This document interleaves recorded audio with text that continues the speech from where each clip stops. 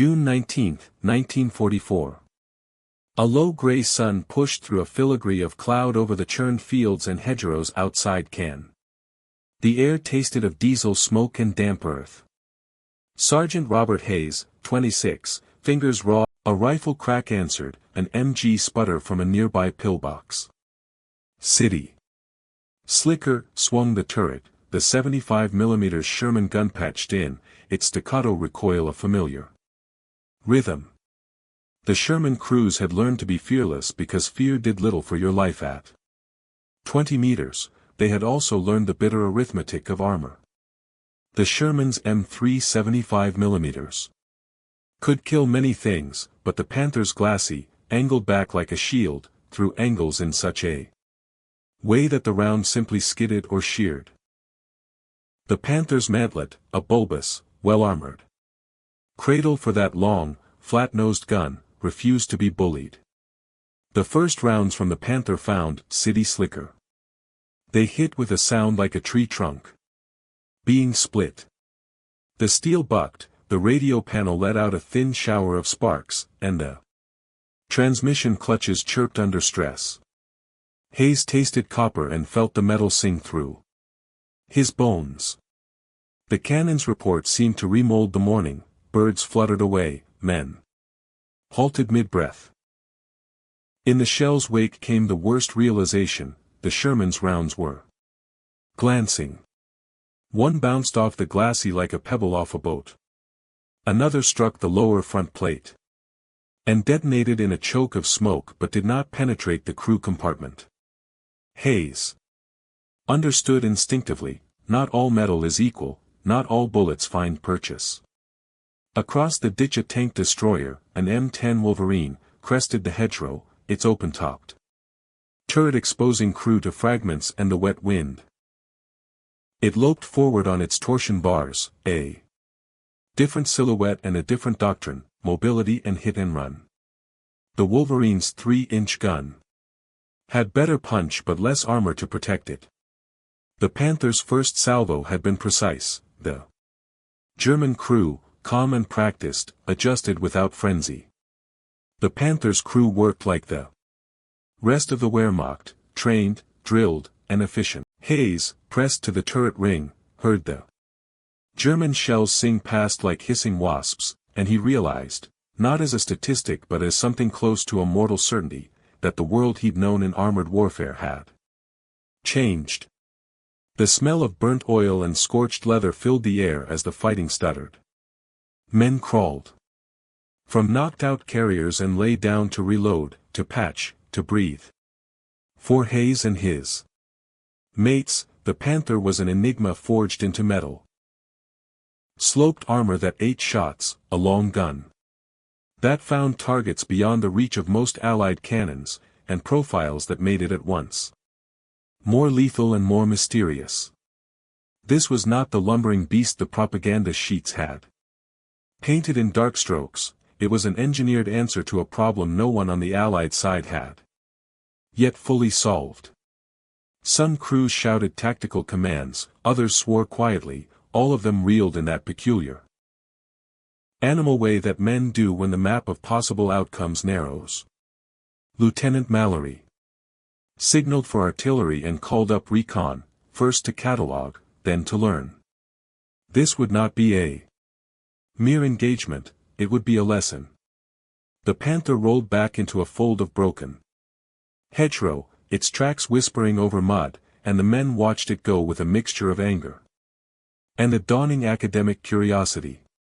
Tanks were machines, but they were also arguments. The Panther had just made one that the Americans hadn't yet refuted. The immediate objective shifted from killing to surviving and, as soon as it could be mustered, understanding. If the Sherman could not reliably puncture that sloped breastplate, maybe tactics could. If weapons could not, perhaps rounds could. Around the ridge, radios stuttered. Through request after request, bring up the 76S, bring up the TDs, call maintenance. The mechanized clamor of a division trying to reframe its doctrine in the heat of battle started to rise. This morning, on a muddy French ridge, American soldiers felt the skepticism in their mouths. Change into something heavier, disbelief that hardened into respect. They could not yet say the name Panther with the casualness of an old adversary. They pronounced it like a counter-melody to whatever certainty they had carried from camp, new, cold, and sharper. They would remember the weight of that glacis, the pitch of that gun, and the face of the Feldwebel as it slipped back into the hatch. When the day ended, the first reports would note not only losses and locations, but a single, unsettled observation: this tank was built for the kind of war that ate designs and spat out whole new categories of danger. Something had arrived in Normandy that morning, and it wore interlocking plates of surprise. The afternoon compounded the lesson. By noon, patrols reported 2 more Panthers moving along the bocage lanes like dark, cold ideas. Lieutenant Mallory had managed to will a 76 mm armed Sherman up the pitted lane, a newer M4A1 with the longer M1 gun, and positioned it behind a shattered elm. Its barrel poked like a pointed question through smoke. The 76 mm gave hope: higher muzzle velocity, flatter trajectory, a better chance at a section of thinner armor. Yet when the gun barked and copper-jacketed round struck the Panther's frontal slope, the sound that returned was the shell's dismissal, a dull thud and then a bitter hiss of burning powder as the round failed to fish purchase. Corporal James "Jimmy" Ortega, loader and veteran of 2 campaigns, remembered the angles. "We aimed for the weak spots," he'd say afterward in a field report, "for the turret ring, the lower glacis, the transmission, places where geometry betrayed the designer." The Panthers' designers had learned from the Eastern Front: heavy, sloped armor and a gun with a long barrel and high-velocity round. The Panthers' designers had learned from the Eastern Front: heavy, sloped armor and a gun with a long barrel and high-velocity round. The Panther's 75 mm KWK-42 fired a long, armor-piercing shell with a high sectional density. At ranges beyond a few hundred yards, it sliced through most Allied tanks' flank armor with the angry patience of a saw. Inside the Panther turret, Oberfeldwebel Friedrich Lang sat coolly. He was a crewman who had known fear but had also been trained to manage it.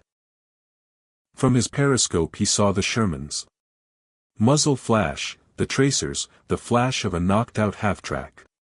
His radio crackled an order in terse German, and he answered with a quick list of coordinates. The Panther's gun trained slowly and then with lethal speed. Lang's rounds found the Sherman's side, bowing the armor plate and throwing bolts like broken teeth. When the Sherman finally stopped, smoke curling from its engine, the crew climbed out, uninjured but stunned, to gape at the Panther's frontal armor as if it were the face of a cliff. The American response was not merely brute force, it was improvisation. Tank destroyers tried to flank, artillery zeroed in on suspected assembly areas, and infantry called in concentrated mortar fires to pin down crews that exposed themselves. Luftwaffe strafing runs complicated cooperation, while the continent's patchwork hedgerows made lines of sight a premium. Men on foot crawled forward to place shaped charges or satchel charges against the Panther's tracks, hoping to immobilize the beast and open it to capture or at least deny its mobility. But Panthers were not always solitary hapless behemoths, they were frequently employed in combined groups with anti-tank guns and infantry who could guard and repair.